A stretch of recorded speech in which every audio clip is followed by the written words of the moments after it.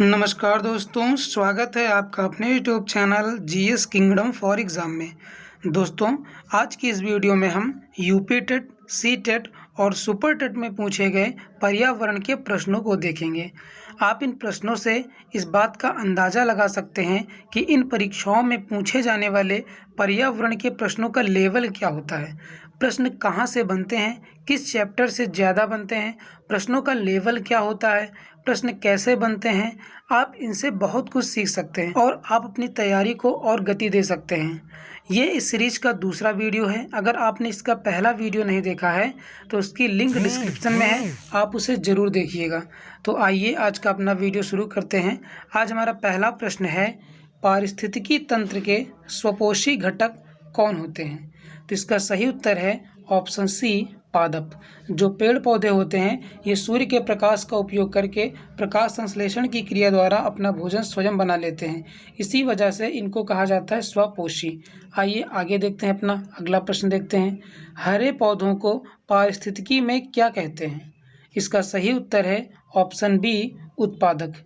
क्योंकि जो हरे पेड़ पादप होते हैं इनके अंदर क्लोरोफिल पाया जाता है और ये प्रकाश संश्लेषण के द्वारा अपना भोजन स्वयं बना लेते हैं, इसीलिए इन्हें उत्पादक कहा जाता है। और अन्य जितने भी जीव जंतु होते हैं वो प्रत्यक्ष या परोक्ष रूप से पेड़ पौधों पर ही निर्भर होते हैं, इसीलिए हरे पौधों को पारिस्थितिकी में उत्पादक कहा जाता है। आइए अपना अगला प्रश्न हम देखते हैं। विश्व का सर्वाधिक प्रसिद्ध कीटनाशक कौन है? तो ये है DDT। ये विश्व का सबसे प्रसिद्ध कीटनाशक होता है DDT। आइए अपना नेक्स्ट क्वेश्चन हम देखते हैं। मरुस्थलीभवन किससे होता है? तो इसका सही उत्तर है ऑप्शन डी, उच्च तापमान एवं कम वर्षा के कारण मरुस्थलीभवन होता है। आप इसे याद रखिएगा, ये प्रश्न भी पूछा गया है आपके एग्जाम में। नेक्स्ट क्वेश्चन देखते हैं। शाकाहारी प्राणी क्या कहलाते हैं? तो शाकाहारी प्राणी को प्राथमिक उपभोक्ता बोला जाता है। देखो, जो पेड़ पौधे होते हैं उनको उत्पादक बोला जाता है और जो पेड़ पौधों पर निर्भर होते हैं उन्हें कहा जाता है शाकाहारी और उन्हें प्राथमिक उपभोक्ता भी कहा जाता है। आप याद रखिएगा। आइए अपना अगला प्रश्न हम देखते हैं। कुत्ता किस वर्ग में आता है? तो जो कुत्ता होता है ये द्वितीयक उपभोक्ता होता है, आप याद रखिएगा। नेक्स्ट प्रश्न हम देखते हैं। तृतीयक उपभोक्ता कौन होते हैं? तो इस प्रश्न का राइट आंसर होगा ऑप्शन डी, बाज। बाज जो होता है वो तृतीयक उपभोक्ता होता है, याद रखिएगा। आइए नेक्स्ट क्वेश्चन हम देखते हैं। शेर किस वर्ग में सम्मिलित है? तो शेर भी तृतीयक उपभोक्ता होता है, आप ये भी याद रखिएगा। शेर तृतीयक उपभोक्ता होता है। नेक्स्ट क्वेश्चन देखते हैं। गिद्ध किस वर्ग में आता है? ये भी तृतीयक उपभोक्ता होता है। गिद्ध भी तृतीयक उपभोक्ता की श्रेणी में आता है। प्रकृति का सफाई कर्मी किसे कहा जाता है?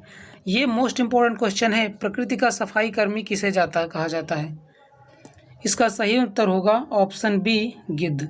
गिद्ध को कहा जाता है प्रकृति का सफाई कर्मी, क्योंकि जो सड़े गले मांस होते हैं, जो जानवर मर जाते हैं, गिद्ध उनको खाकर समाप्त कर देते हैं, इसीलिए गिद्ध को प्रकृति का सफाई कर्मी कहा जाता है। आइए नेक्स्ट क्वेश्चन हम देखते हैं। सम्मार्जक उपभोक्ता की श्रेणी में कौन सम्मिलित है? इसका सही उत्तर है ऑप्शन ए, दीमक। दीमक को सम्मार्जक उपभोक्ता कहा जाता है। किसको? दीमक को। नेक्स्ट क्वेश्चन देखते हैं। अपघटक जीवों का उदाहरण कौन है?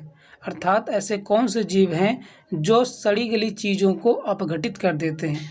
तो ये होते हैं कवक, इसलिए इस प्रश्न का राइट आंसर होगा ऑप्शन सी, कवक। कवक जो होते हैं वो अपघटक की श्रेणी में आते हैं। नेक्स्ट क्वेश्चन देखते हैं। बैक्टीरिया किस श्रेणी में सम्मिलित है? तो बैक्टीरिया क्या होगा? ये भी अपघटक होते हैं। बैक्टीरिया भी अपघटक होंगे।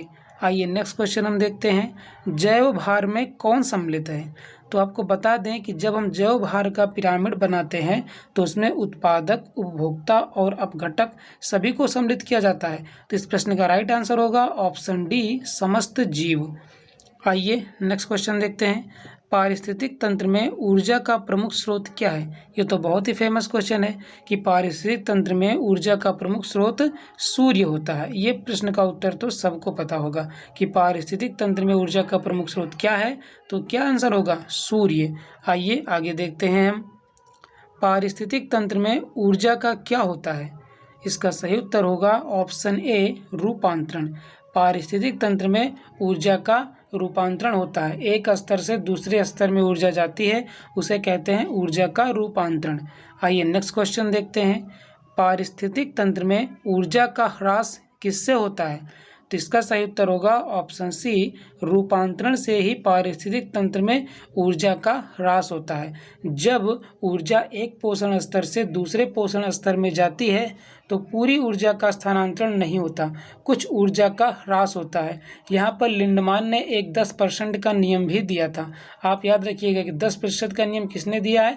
तो लिंडमान ने दिया है। ये भी मोस्ट इम्पॉर्टेंट क्वेश्चन है। आइए आगे बढ़ते हैं हम। हरे पौधे सूर्य प्रकाश को किसमें बदलते हैं? इसका सही उत्तर होगा ऑप्शन बी, रासायनिक ऊर्जा में। जो हरे पेड़ पौधे होते हैं वो सूर्य के प्रकाश की उपस्थिति में कार्बन डाइऑक्साइड और जल की सहायता से कार्बनिक पदार्थ के रूप में अपना भोजन बनाते हैं।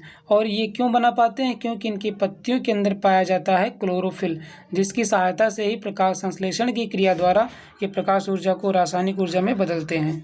आइए अगला प्रश्न देखते हैं हम। पादपों से शाकाहारी जीवों में कितनी ऊर्जा पहुंचती है?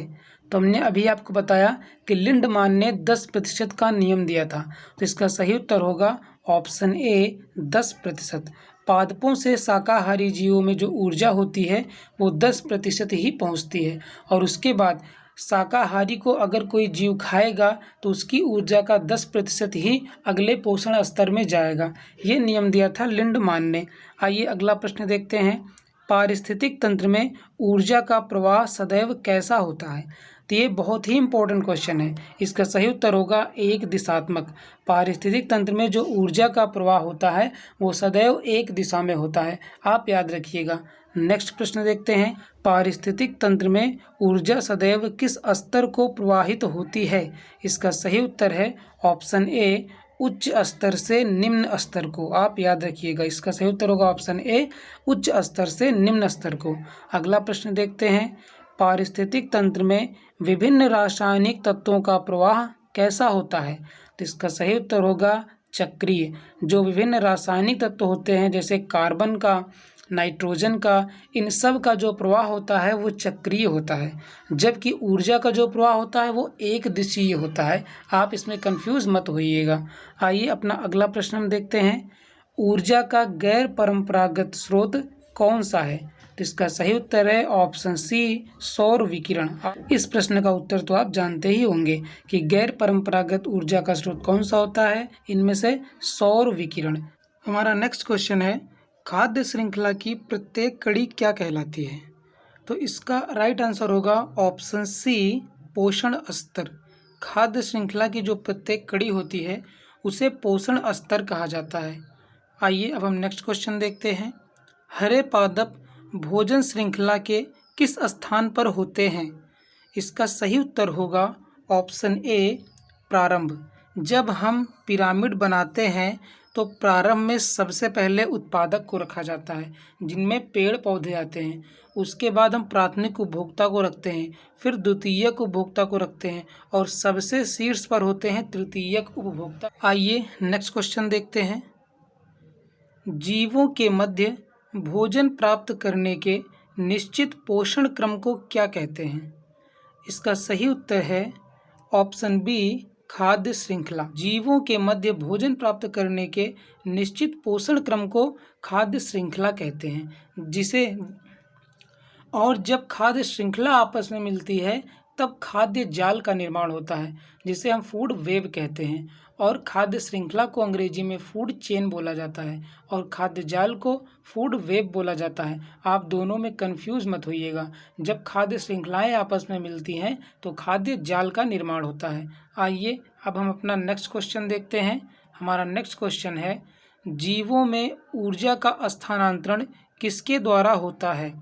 इसका सही उत्तर होगा ऑप्शन सी, खाद्य श्रृंखला से। खाद्य श्रृंखला से ही जीवों में ऊर्जा का स्थानांतरण होता है। जैसे जो उत्पादक होते हैं पेड़ पौधे, इनको खाएंगे शाकाहारी तो उत्पादक से प्राथमिक उपभोक्ता में ऊर्जा का स्थानांतरण होगा, और अगर कोई दूसरा जानवर प्राथमिक उपभोक्ता को खाएगा तो प्राथमिक उपभोक्ता से द्वितीयक उपभोक्ता में ऊर्जा का स्थानांतरण होगा। इसी तरह खाद्य श्रृंखला से ऊर्जा का स्थानांतरण होता है। आइए आगे देखते हैं। एकाधिक खाद्य श्रृंखला के किसी स्तर पर मिलने से क्या बनता है? तो हमने भी बताया ना कि एक से अधिक खाद्य श्रृंखला आपस में जब मिलेंगी तो क्या बनेगा? तो बनेगा खाद्य जाल, जिन्हें हम फूड वेब कहते हैं। आगे देखते हैं हम, खाद्य श्रृंखला के अंतिम सिरे पर कौन होते हैं? इसका सही उत्तर होगा ऑप्शन ए, अपघटक। खाद्य श्रृंखला के अंतिम सिरे पर अपघटक होते हैं। आप याद रखिएगा कि अंतिम सिरे पर क्या होते हैं? तो अपघटक होते हैं। ये बहुत ही इंपॉर्टेंट क्वेश्चन है कि अंतिम सिरे पर अपघटक होते हैं। आइए अब हम आगे बढ़ते हैं। खाद्य श्रृंखला की सबसे कमजोर कड़ी कौन सी होती है? तो ये होती है सर्वोच्च उपभोक्ता। इसका राइट आंसर होगा ऑप्शन डी, सर्वोच्च उपभोक्ता। तो दोस्तों, ये इस टेस्ट सीरीज का दूसरा वीडियो था। हम इस सीरीज को आगे भी कंटिन्यू करेंगे, और अगर आप हमारे चैनल पर नए हैं तो चैनल को सब्सक्राइब करके बेल आइकन को प्रेस कर दें, ताकि आने वाली सभी वीडियो की नोटिफिकेशन आपको सबसे पहले मिल सके। तो आज के लिए बस इतना ही। हम जल्दी मिलेंगे किसी नेक्स्ट वीडियो में। तब तक के लिए जय हिंद, जय भारत।